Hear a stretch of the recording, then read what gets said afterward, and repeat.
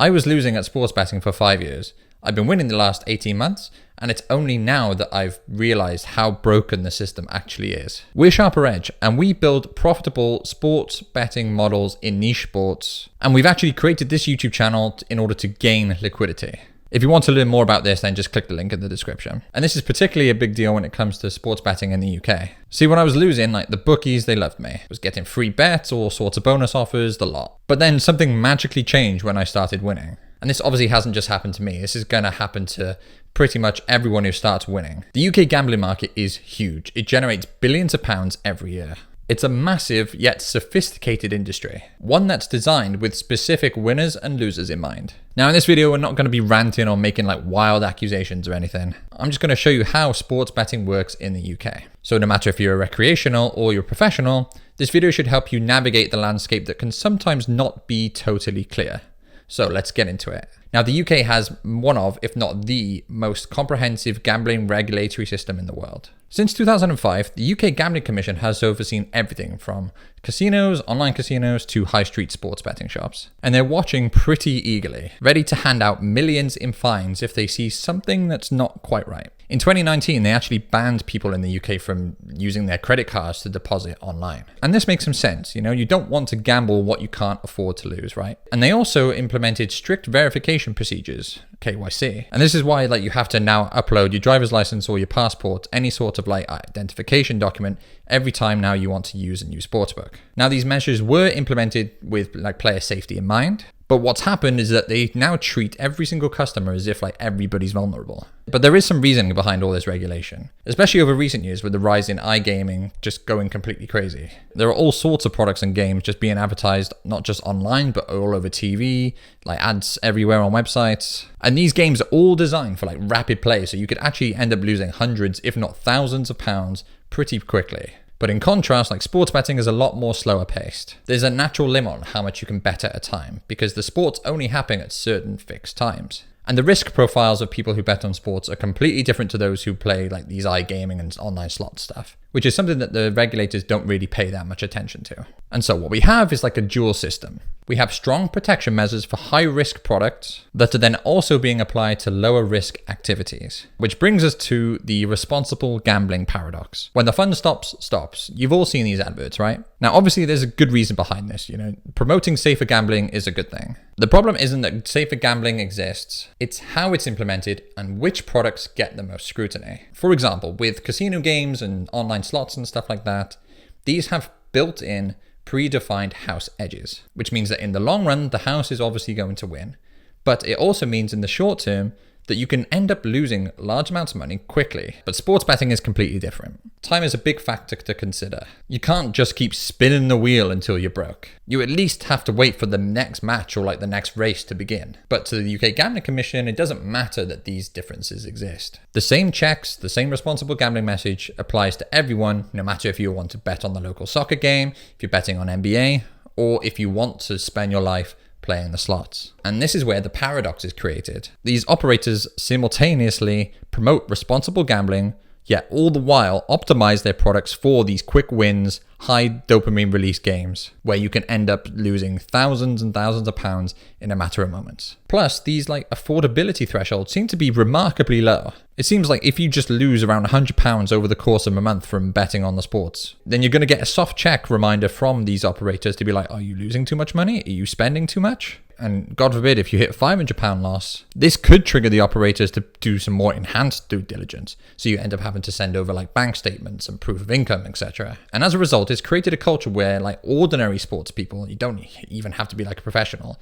It treats everybody as if they're irresponsible with their money. And then of course, there's the pretty much the worst kept secret in sports, which is account limiting. UK sports betting operators operate on one thing: win consistently and you'll get limited. And this isn't just a conspiracy either.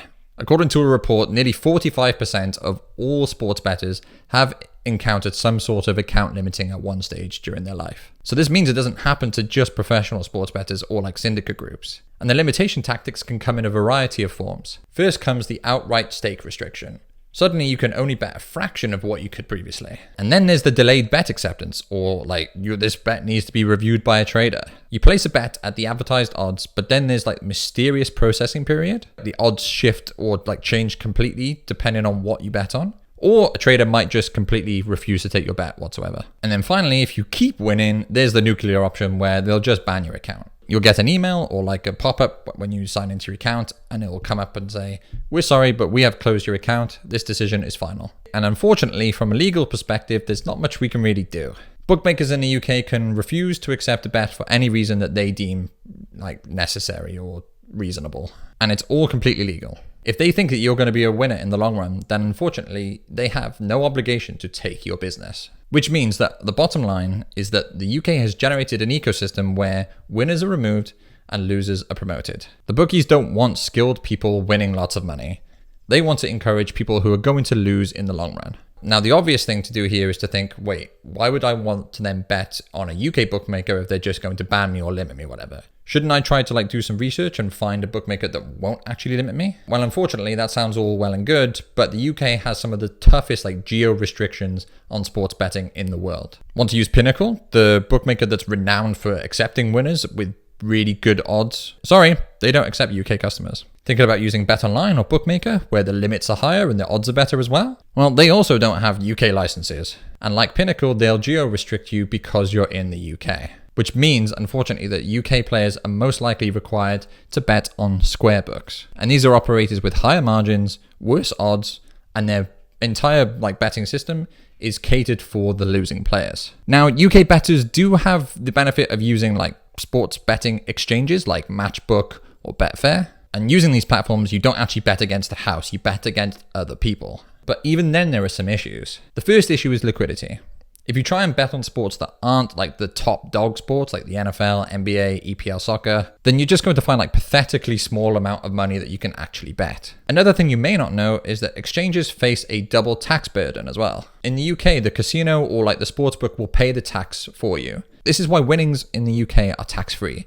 And when I say pay it for you, it means it's built into the odds so you don't actually see it. Now, when it comes to exchanges, not only is this point of consumption tax built into the odds, but then on top of that, there's a commission that they take in exchange for taking the bet. And so if you're betting on Betfair, for example, then they take a 5% commission on winning bets, which makes winning in the long run even more difficult than it already is. And so if you think about it then, who actually benefits from this high regulated, geographically restricted betting ecosystem at all? Well, the simple answer, just follow the money.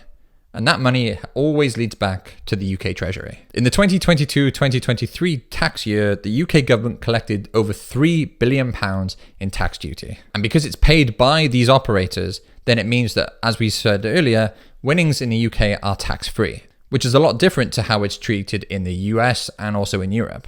And this is probably the biggest advantage that UK sports bettors have over their worldwide counterparts. If you can win in the long term, then everything that you win is yours. You don't have to give any away to the government or anyone else. And to be fair, this system is also designed with some fairness in mind. The larger the operator, the more tax that they pay. And different products that they offer will also be taxed at different rates. Tax on sports bets is 15%. iGaming is actually taxed at a higher 21%. But of course, this still does have a downstream effect on the sports betting industry. This led to higher margins and worse odds. And this has created this really delicate balancing act for the UK government. They want to, on one hand, promote this responsible gambling, etc., keep players safe, but on the other hand, they still want to rake in the millions of pounds and tax duties through these operators. And so with every new regulatory requirement, whether it's verification checks, proof of income checks, KYC, the lot, this all adds operational costs into the system. And so what ultimately happens is that the betting products available to customers end up getting worse because the operators have to account for their rising costs. And so by understanding the dynamic that we have in the UK here can help to explain why the markets are the way they are. It's neither really good or really bad. What it seems to be is a complex situation with competing different priorities, which doesn't end up benefiting either the players or the people on the other side either. Sometimes may be good, sometimes may be shit. Which brings us to the final thing, which is where is this going? What's on the horizon for sports betting in the UK? Quite frankly, it may get worse than before it gets better. We don't know. The way that how the UK has just gone completely responsible gaming, gone mad, it wouldn't be surprising to see like mandatory stake limits on, well, across the board. And then this could lead to things like you're only allowed to lose a certain amount per month, regardless of like how much money you make outside of sports betting, as well as then even more affordability checks that would come in at even lower levels and just becoming like more intrusive to players overall. And we're also seeing like a lot of aggressive consolidation in the space at the minute as well. You've got fewer operators controlling more of the ecosystem, which means obviously less competition and ultimately less value for players. Which brings us right back to the beginning of the video where we talked about why we made this YouTube channel and particularly why we've made this video today.